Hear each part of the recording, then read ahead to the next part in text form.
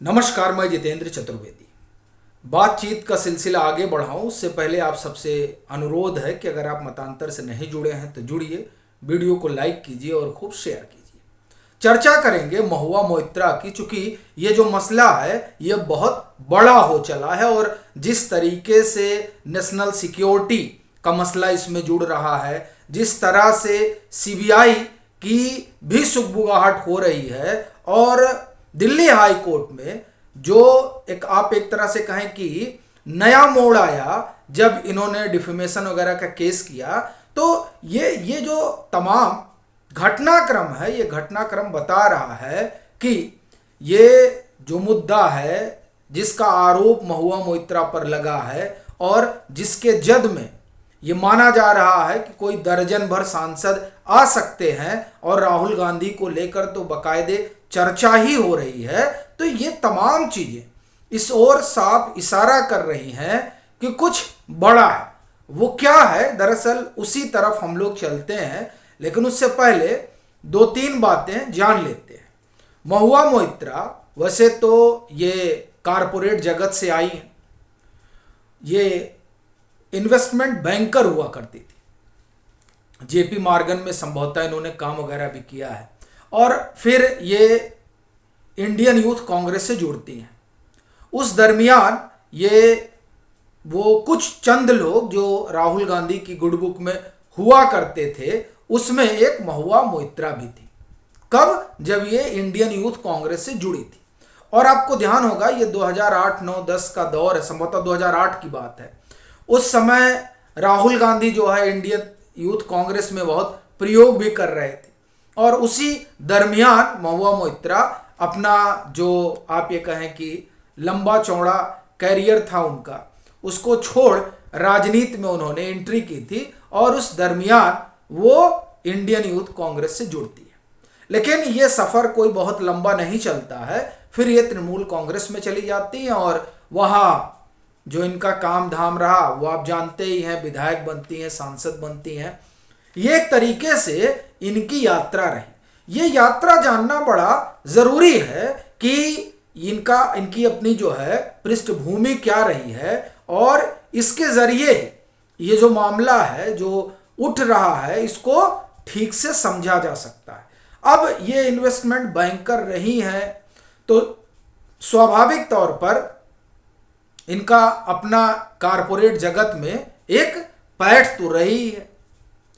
एक बात। दूसरी बात, ये जो राहुल गांधी वाला मसला जोड़ा जा रहा है वो स्वाभाविक है कि नाहक नहीं उठ रहा है। एक तो टीएमसी की खामोशी और कांग्रेस जिस तरह से उतर आती है और पूरा इकोसिस्टम जिस तरीके से महुआ मोइत्रा की बैटिंग कर रहा है, उससे ये बात स्पष्ट है कि टीएमसी चुप रहे तो क्या ही हर्ज, मगर जो इकोसिस्टम के आलंबरदार हैं वो तो बोल रहे हैं ना, तो जाहिर तौर पर उनके साथ खड़ा हुआ ही जाएगा। लेकिन इस सब के बीच जब एथिक्स कमेटी 26 अक्टूबर को निशिकांत दुबे से पूछताछ करती, उनको बुलाया गया कि आप साहब आपने आरोप लगाया है, जरा आप बताइए कि कहां से सारे कागज मिले आपको, और ये कागज है भी कि यूं ही आप लेकर चले आए और इसलिए चले आए क्योंकि आपके ऊपर महुआ मोइत्रा ने आरोप लगाया था फर्जी डिग्री का, तो आप खुन्नस में ये काम कर रहे हैं।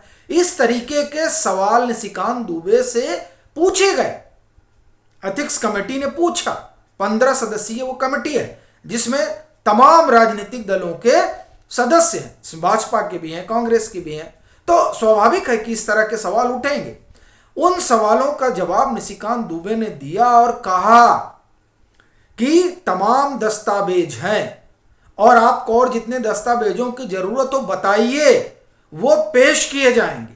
और उन्हीं दस्तावेजों को आप एक तरह से कहें कि देखने, निशिकांत दुबे ने जो कहा उसे सुनने के बाद 4 कदम आगे बात बढ़ी और फिर 31 अक्टूबर को महुआ मोइत्रा को सम्मन किया गया है एथिक्स कमेटी की तरफ से कि आइए और अब आप अपना पक्ष रखिए। लेकिन इस दरमियान 2-3 बातें हुई जो ये बताती है कि मामला कितना गंभीर है ये, और एथिक्स कमेटी इसे पूरा खंगालना चाहती है कि ये जो घटनाक्रम हुआ, ये घटनाक्रम किस तरह से घटा, एक और दूसरा कितनी बड़ी चुनौती पेश कर दी है महुआ मोइत्रा ने। इसीलिए आईटी विभाग को कहा गया, आईटी मंत्रालय को, कि जहां लॉगिन हुआ, यानी जिस जिस लोकेशन पर इनकी आईडी से लॉगिन हुआ गया है वो लोकेशन दीजिए। इसमें गृह मंत्रालय से भी सूचना मांगी गई है, सहयोग मांगा गया है कि ये कहां गई, किनसे क्या मुलाकात हुई, ये तमाम ब्यौरा मुहैया करवाइए। अब ये तमाम चीजें क्यों मांगी जा रही हैं?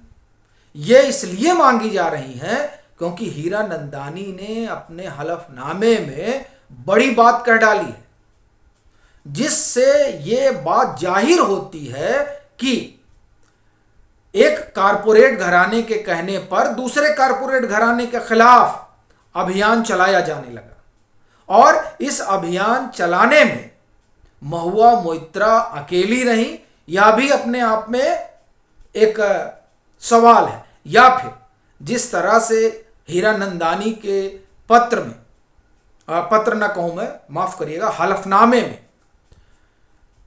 राहुल गांधी की चर्चा होती है, उनका जिक्र आता है, और फिर जिस तरह से इनका अपना एसोसिएशन रहा है, उससे यह संदेह उठता है कि क्या ये जो एक तरीके से आप कहें कि अभियान चलाया गया, उस अभियान के पीछे क्या कोई बिगर कॉन्स्पिरेसी थी। देखिए, ये सब तमाम चीजें टटोली जा रही हैं। ये यूं ही नहीं कहा जा रहा है कि ये मामला बहुत बड़ा होने वाला है। इसका ऐसा कहने की वजह हीरानंदानी का हलफनामा है, जिसमें वो इस बात को रेखांकित करते हैं कि नरेंद्र मोदी को कटघरे में खड़ा करना है तो कुछ नहीं मिल रहा है, तो चलिए अडानी पर ही हमला किया जाता है। और देखिए, ये बात दरअसल इकोसिस्टम भी अभियान में ही लगा हुआ है, तो वो तो उस बात को नहीं उजागर कर रहा है ना जिस पर बात होनी चाहिए। भाई, ऐसा तो है नहीं कि जो काम धंधा है, जो ठेका पट्टी है, वो सिर्फ एनडीए के दौरान ही दिया जा रहा है, या फिर जो भाजपा शासित सरकारें हैं राज्यों में वहीं दिया जा रहा है। ये जो कांग्रेस शासित सरकारें हैं, वहां पर क्या अडानी को भगा दिया जा रहा है? राजस्थान, छत्तीसगढ़, आखिर में यह क्या हो रहा है? ये अपने आप में एक सवाल है। और जब 10 साल का यूपीए का टेन्योर रहा, तो उन 10 सालों में क्या अडानी को कोई ठेका ही नहीं मिला? अब अगर ऐसा ही है तो बीच बीच में बड़ी तस्वीरें उस दरमियान आती थी वाड्रा के साथ अडानी की, और फिर देखिए अडानी का एक लंबा इंटरव्यू भी हुआ जिसमें उन्होंने कहा कि चिम्मन भाई पटेल ने मेरा बड़ा सहयोग किया। चिम्मन भाई पटेल तो जो है वो कांग्रेस के मुख्यमंत्री हुआ करते थे। तो दरअसल ये कहने का अपना अर्थ ये है कि ये जो पूरा खेल है ये पॉलिटिकल है, जो दिखाई दे रहा है। और यह भी कि क्या इस पॉलिटिक्स के साथ साथ कुछ ऐसे लोग भी हैं जो इस पॉलिटिक्स का फायदा अपने लिहाज से उठाना चाहते हैं, और क्या उन लोगों में कुछ विदेशी ताकतें भी शुमार हैं?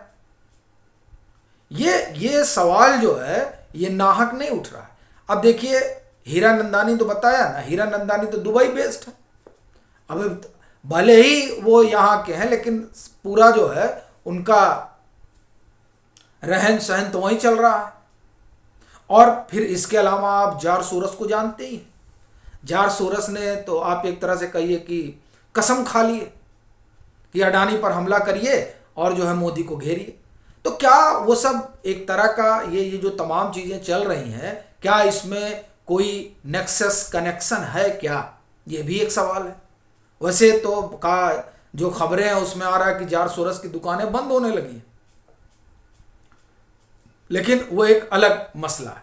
बड़ा सवाल यह है कि एथिक्स कमेटी अब उस हर पहलू को तलाश रही है जो ये संकेत और संदेह पैदा करते हैं कि ये मामला कहीं किसी और तरफ तो नहीं जा रहा था। हाँ, अगर सिर्फ इतना भर है कि नहीं, चूंकि पैसा मिल रहा था या इस तरह से फेवर मिल रहा था, इस वजह से सवाल पूछा गया, तब भी ये बड़ी बात है और इस हिसाब से तो ये करप्शन का मसला बनता ही है, तो सीबीआई की एंट्री हो ही सकती है। और वैसे देखिए ये बात तभी सबके लिए चौंकाने वाली हो गई थी जब ये डिफेमेशन का केस होता है दिल्ली हाई कोर्ट में और फिर अचानक जो है मामला सब इधर उधर हो जाता है। तो ये जो इधर उधर होने का मतलब कि डिफेमेशन के केस में कहा जाता है कि साहब पास फोन आया, मंडावली किया गया है, यानी कहा गया वापस ले लो तुम्हारा ये डॉगी पॉगी पता नहीं क्या क्या। तो ये जिस तरीके से दिल्ली हाई कोर्ट से केस वापस हुआ और उसमें बताइए, उसमें कहा जा रहा रिकॉर्डिंग वगैरह भी है जिसमें कहा गया कि हाँ हम जो है कोर्ट के बाहर ही बात कर लेते हैं, क्या फ़ायदा है यह सब जाने में। तो ये जो तमाम चीज़ें हैं वो ये बता रही हैं कि कुछ तो पक रहा है।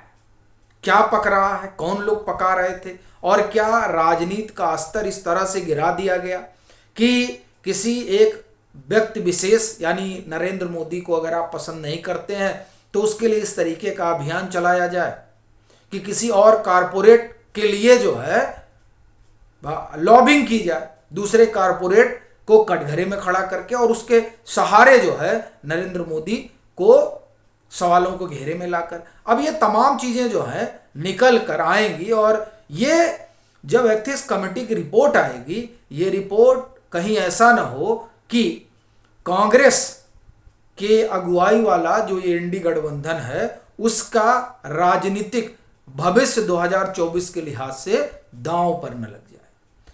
फिर यही कहूँगा कि आपकी अपनी क्या राय है ज़रूर साझा कीजिए और अगर मतांतर से नहीं जुड़े हैं तो जुड़िए, वीडियो को लाइक कीजिए और खूब शेयर कीजिए।